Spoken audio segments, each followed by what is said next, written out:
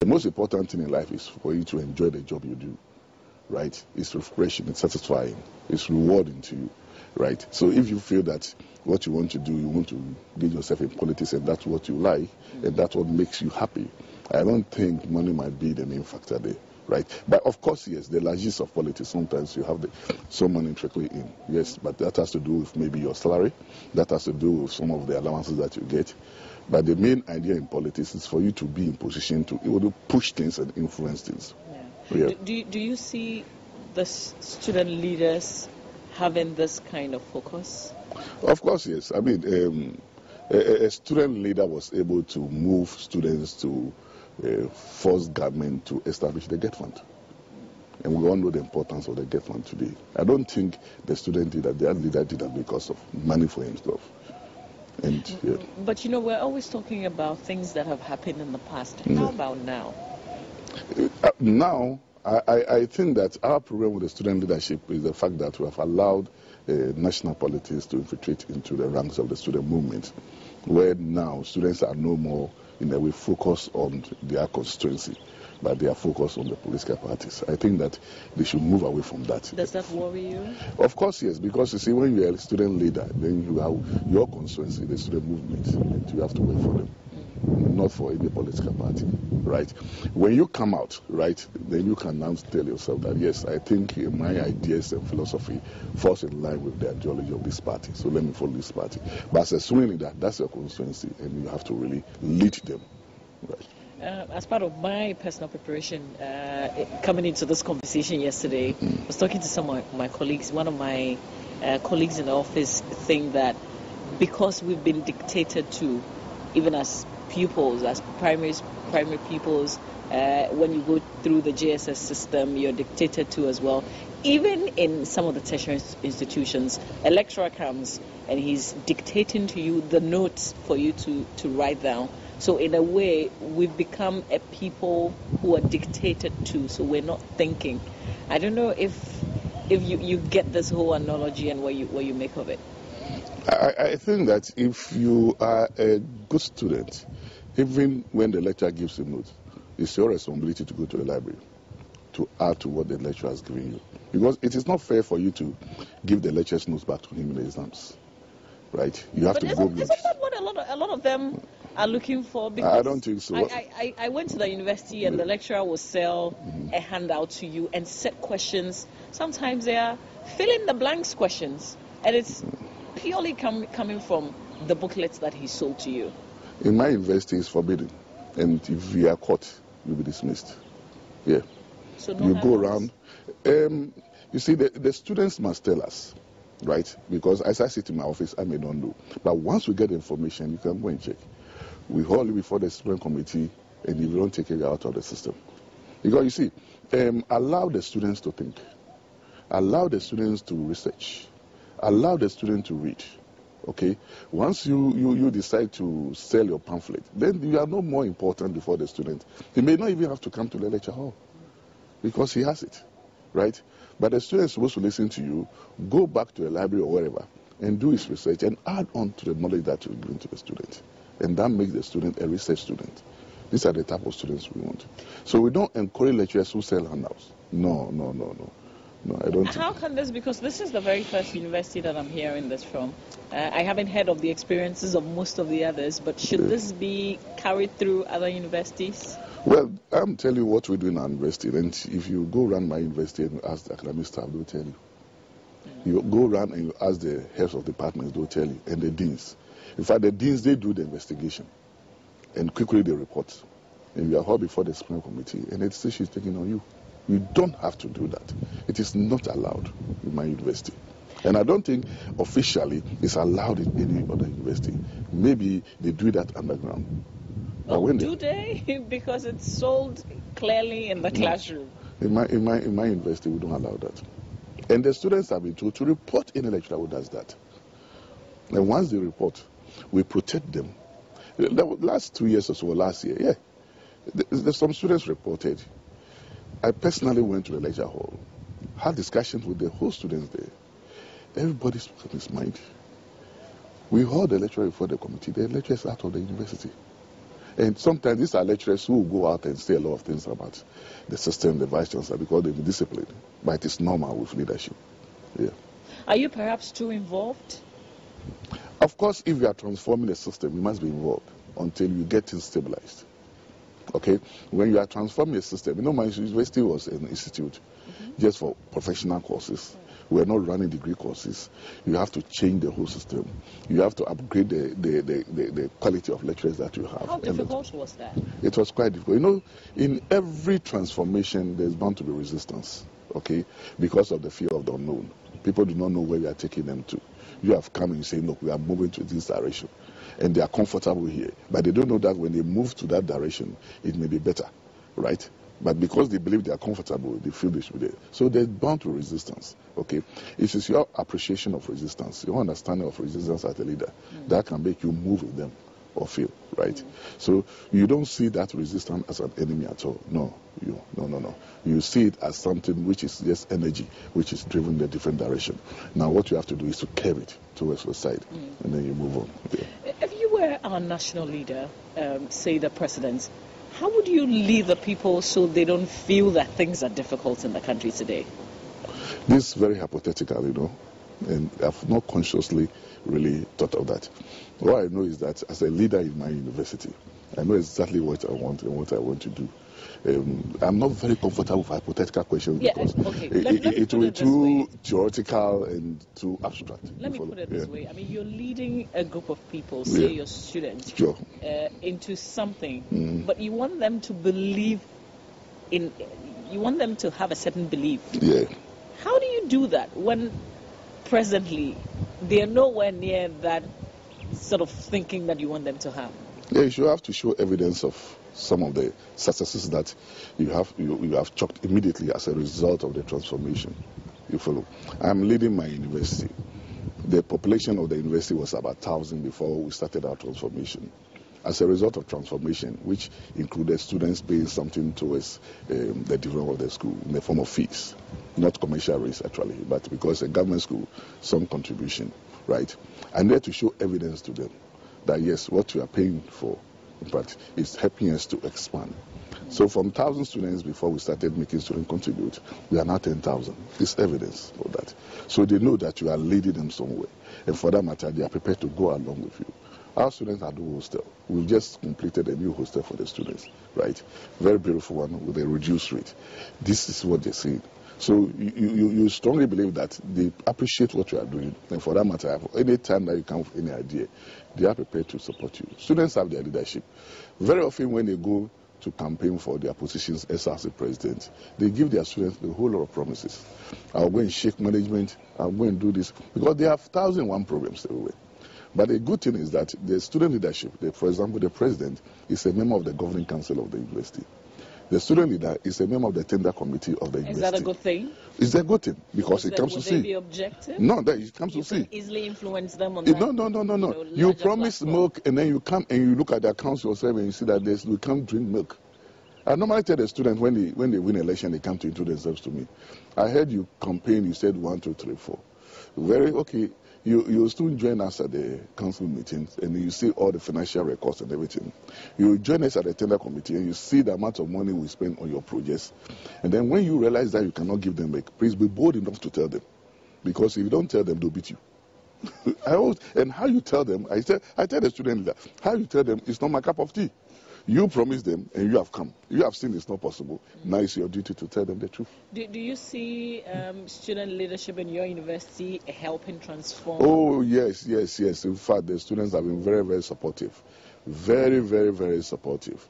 Because when they agree to pay something towards the development, it's always very difficult in this country to get students to do that.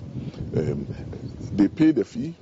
Aside the fee, the hostel that we build, the students themselves, out of their own, without any question from anywhere, decided to contribute 10 Ghana cedi from about 6 years now per student towards the hostel. Nobody forced them. We didn't include that.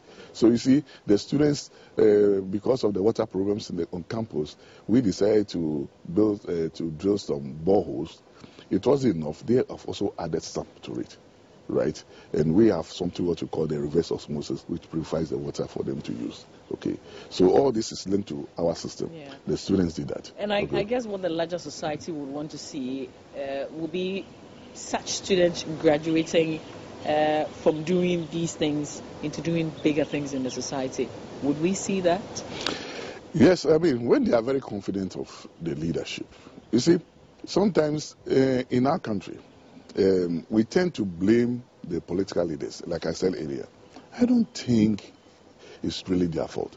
You see, right from day one after any election, be it political party A or B, right from day one, we start fighting the government. Right? We derail. Do you really fight them? I mean, I use to what they promised us? You see, after election and a 4-year term, I think it's fair for us as a people to give that government of the day about 3 years to have free mind to work. But sometimes we don't force them from to day say, one, we will do this in 100 days. If you promise us that, then we will definitely be on it's you. because you push them to the wall and they tell you what you want to hear. You push them to the wall, so they tell you what you want to hear. And I tell you, they tell you, but they know it's not possible. For example, if you see politicians, you go to a place like Tamale and a politician goes to Tamale to tell them that, look, you vote for me and then I'll make sure that I build a harbor in Tamale when there's no river and there's no sea. And they clap for him. Because he knows this is what they want to hear. Before they vote, he needs their vote. Yeah, but that's not a good sign of a leader then. It's also not a good sign of people. You need to tell him what you are saying is not true. You can't do it. Stop it. You tell him. It's not possible. We don't have the sea. It's not in Tamale. There's no river in Tamale. And you have come to tell us, are we fools? You see, but we push them to give the promises and then we vote for them, then we hold them to it. I think as the people, we must all grow. Let's grow. I remember some few years back, I told my colleagues that, look, we are going to transform our university to a modern university. There was one lecturer who went to the lecture hall and he told the students that in 5 years' time, this will be a change university. The students said, oh, how? It's not possible. The lecturer came to tell me and I smiled. Right? The students who said that they are gone, they've completed. But some of them come to tell me this story. I was in the class when the lecturer told them. Right? But they came to tell me, and they are really very happy, proud of the whole thing. You see, you tell people what you think you can do and how realistic it is. You don't tell people what you can do. But if the people push you to the wall, right? I watched a film 3 days ago, and there was a lady who the husband accused of having gone to sleep with another man, but she didn't do that. So the husband spoke and asked the wife, so you enjoyed it? What did the woman tell him? Yes, I enjoyed it. It was very interesting. Meanwhile, she didn't. She was pushed to the wall, so she said just anything. I'm struggling to appreciate where I'm coming from. How we push the politicians. I've been there before, because I know. The point is, when you are closer to government, because and I'm not talking I'm closer about you, to Prof. my school. I'm not talking about you, Prof. I'm just talking about the politicians. Yes. Because they've either been there and are now in opposition, or they are there and some of that. So they are closer.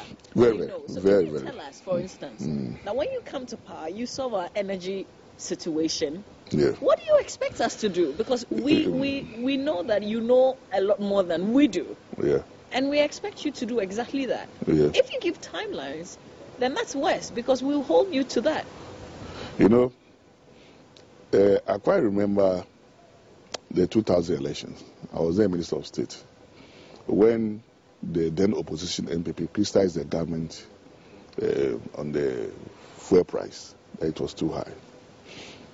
The people were happy and they assured us that it would come down. They won the election and they came within 1 week or so. They increased it from 6 cities to 20. Straight. That was the reality. Then I remember when Professor Mills won this election, the late Professor Mills, they ran too. He said he also reduced fuel prices to even come down to a level. When he won, it went up. And that is the reality. What do we want to hear? We could have just told them that, look, gentlemen, it's not possible. What you are telling is that we know the fuel price internationally. We know the formula you use. It's not possible. So you see, sometimes the press too must do some research to push them. But they say this, we carry it, we blow it, we use that to win, and then we come and say, oh, I was in opposition, I didn't know. Now I've seen. So, you see. So I think that... Is that acceptable? It is not the problem of only the politicians. That's what the point I want to make across. It's all of us. Do you think a politician will go to London and you will tell them that, look, I'm going to build a submarine in 5 days, and will accept? He will lose the election because they know it's not true. But for us, this is what we want to hear. And I'm saying that we should, as a people, move away from that and push them to tell us exactly what we think they can achieve, and then hold them to that. But if we make them to promise the impossible, then we'll get the impossible. Are politicians leaders? They are not the only leaders in the system.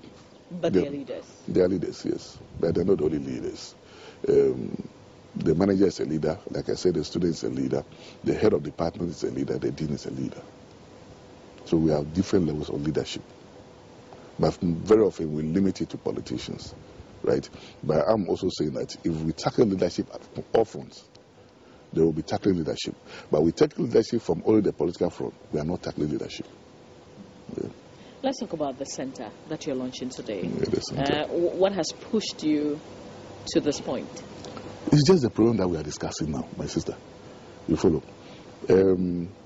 Somewhere in 2009, we organized an international colloquium in our university with a university in the U.S., Duquesne University. It was on leadership. It was well attended. It was carried worldwide.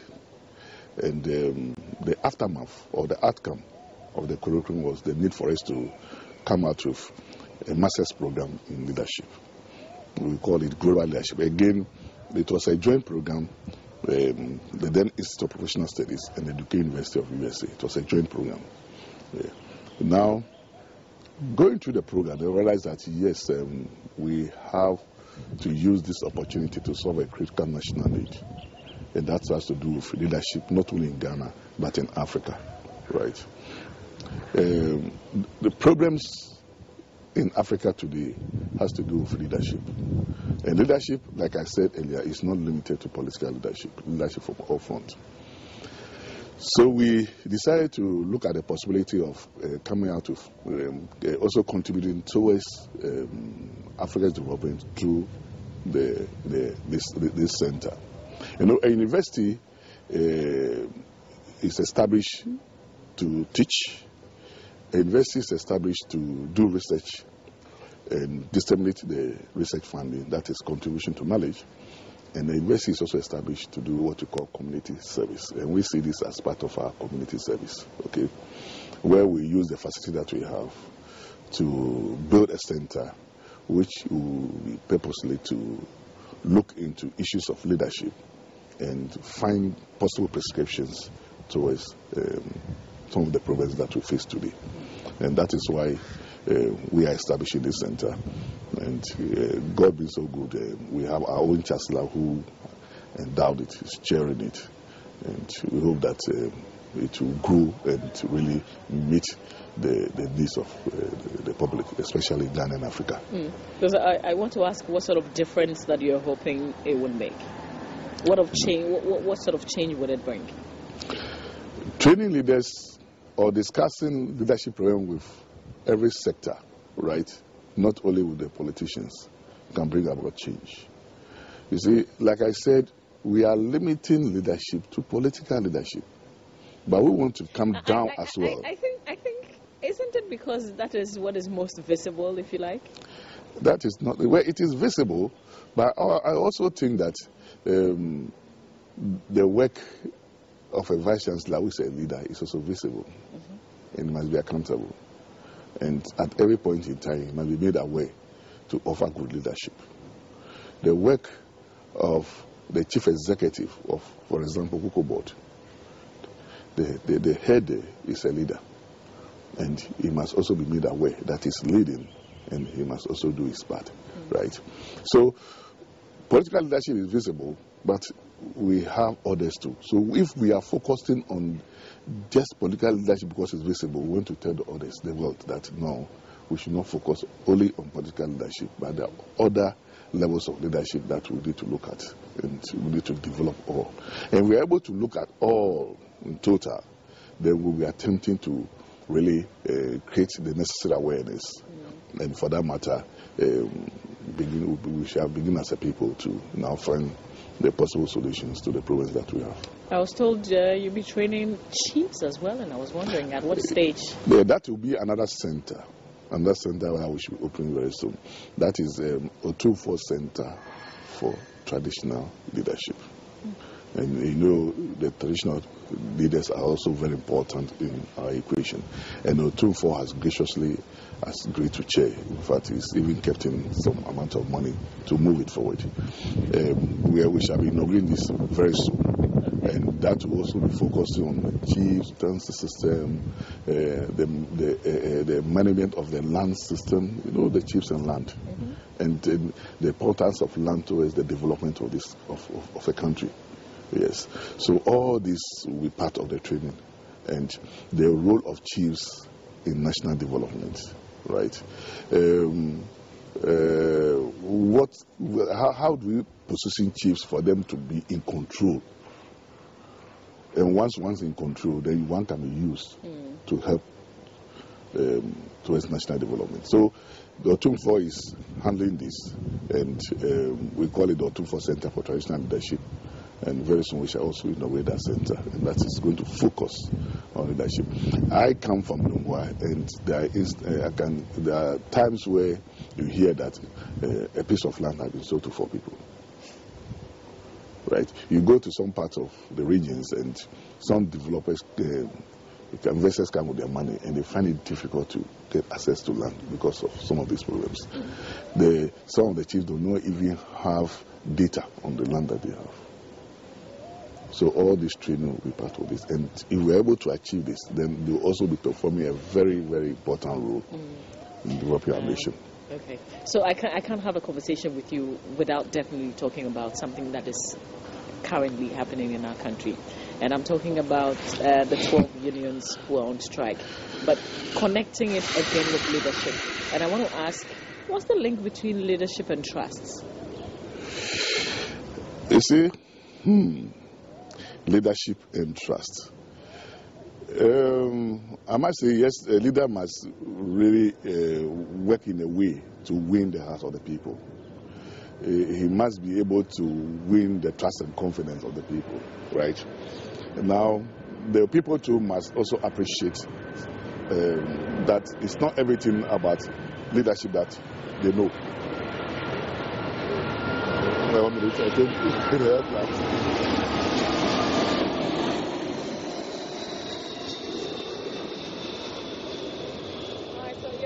Watching my banner.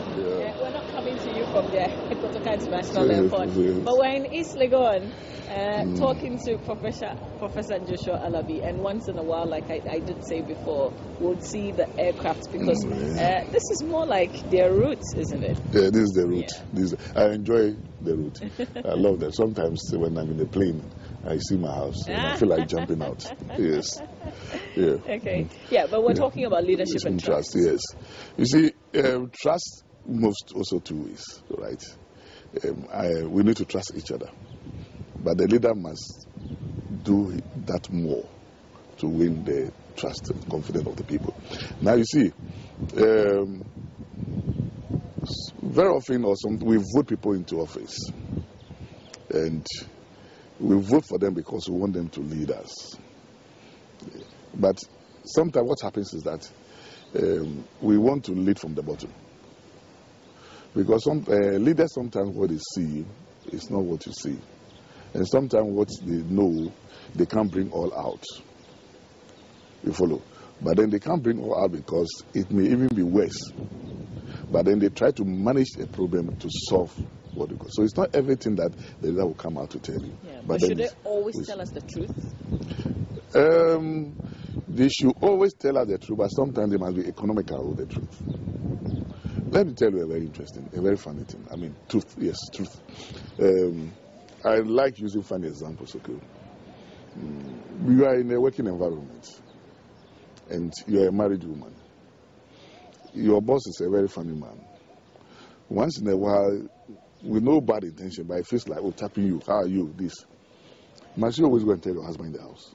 No. Because you know how you feel. Even though the boss has nothing. Well, yes, no. But the truth is that the man touched you. You have not told your man. Okay. But you didn't tell your man because you want to solve. You don't want trouble. So you see, the truth is there. That I say it must be sometimes economical, the truth, to move people forward. You want to tell them everything, then you cannot lead. Right? Yes. But the most important point there, try and get them there. You try, work hard to get them there. Once you are able to get them there, then they'll know that they forget of what you did. But you should also be very patient. If Ghanaians were not impatient, we are very impatient. In fact, are we? We want result now. It's very interesting. You see, when you have not been involved in leadership in Ghana, you don't see the pressure from the people. It's like the football and the coach. The whole 25 million people are on the coach. There's tension. It's already confused before the match. You follow? Yeah. So and it's rightly so. That's how it's supposed to be. But then, so in doing that, we should also know that the leaders are just like us. They're just like us. This that they have something small extra, right? And we need to manage them also to give us what we want. But you wake up in the morning and you tune to a radio station, and from A to Z, you hear about insults on the leaders. Everybody has something in him, the soul, the spirit. You've made the day, the whole day is rough for him. You've changed the day. But again, this also tells you how strong a leader should be. When I wake up in the morning and somebody tells me that, oh, tune to this SSSL, ZZZ, or KKK station, and that I'll ask you, what are they talking about? Oh, they are insulting you. I'll ask you, are you a fool? You want me to tune into a station to listen to insults? That would be my first question. I will not tune. Let them do it and go. So that the whole day, you focus on what you are going to do in the office. What if they're criticizing you objectively? Do people criticize people objectively nowadays? Yeah. No, I don't see it. No, they take position and they work on it. No, I don't see it. So what are you saying? Should leaders not monitor what is happening in the media? You see, in the media, yes, you can monitor. But you don't wake up in the morning and somebody calls you and tells you that they are insulting you on radio station B. So tune in and listen. I wouldn't do it. I won't. No, I wouldn't. In fact, I will even ask you whether you're a fool. You want to mess up my day? No. I'm not prepared for that. Yeah. Finally, I just want to ask you, do you see the leadership style in the country changing? It will be difficult because of the polarization of the country. You know, in Ghana, one can go out with murder now, which is bad. You just kill somebody and you just need to identify his political party, and maybe 40% or 50% of the people who call radio stations to support you. That's where we are moving towards now.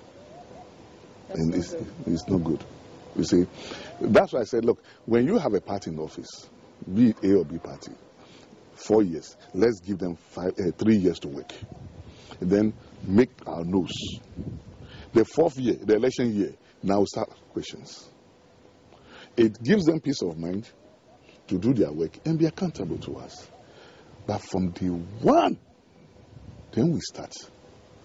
They are human beings. Sometimes they feel bad about it. Sometimes you ask yourself, yes, I want to lead, but is it worth it?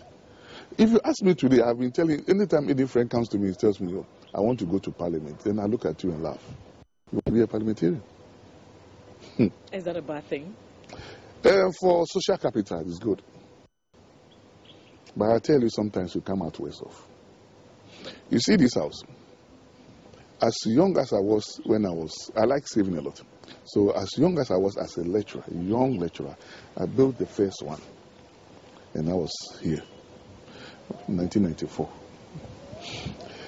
Then I bought my materials, packed them here to build my story building. Then I entered into politics. Fortunately or fortunately, I was made a minister of state. So I told myself, hey, this story building can start. Because the thing that they just made me a minister is started building. So I left the materials there. Now my constituents will come here and tell me that, oh, last night it rained and I have problems with my house, so I need some small building material. Then as MP who wants to be voted, who wants to win the election again, then I'll take water. Then give. I'll take, give. There was one day I came and I saw nothing there. Then I asked my wife, why are the building materials? Then she said she's packed them to our plot at Tema. Why? How can I be giving these things like that? So you see, I had a plan for myself, my personal plan, my life. But I stopped that because I entered into politics, because of fear, right? And even the material that I had, which I recorded when I was filling my asset declaration form, they were all there, because I had them, right? Started moving, started giving them out. Okay? Now, I entered in, got social capital that I could use to help myself in future, but came out a little bit worse off. And some of my friends that advised not to go into it, they come to me today to tell me. Because society will not even appreciate what you do. You are paid from parliament, you go to your constituents, everybody will ask you money. You can't give everybody. So the few that you give, you will not be able to give everybody. So for the others, you are a bad man. Do you regret doing politics? I don't regret. No, I don't regret it. In fact, I must say I'm even maturing now. I'm appreciating the work. I'm appreciating the concern of society. I'm appreciating what they actually want from politicians. Some just want some money today and forget about development.